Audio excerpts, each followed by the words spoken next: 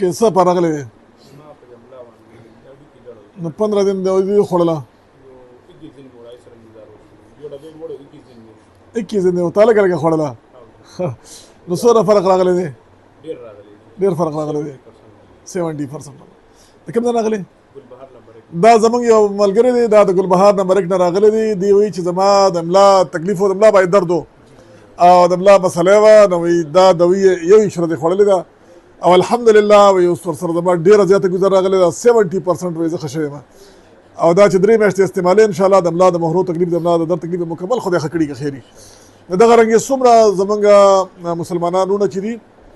او په هر ځای کې چې دي هغوی ته که د ملا تکلیف وي که د جوړونو مسله وي که د شوګر مسله وي که د معدې مسله وي پېښور کې د بوړ بازار شاته تاج آباد 10مې ګلۍ ته اتوار پر ورځ راځي د 9 نه 12 بجو پورې دا دوی مونږ فی سبیل الله ورکوو انشاءالله هر دویم اتوار باندې چې راځي او دا دوی وړي 3 میاشتې کورس دی خدای به پرې مکمل ښه کړي د خیره سره مفت په علاج کېږي خیر وي. ای صاحب ته کوم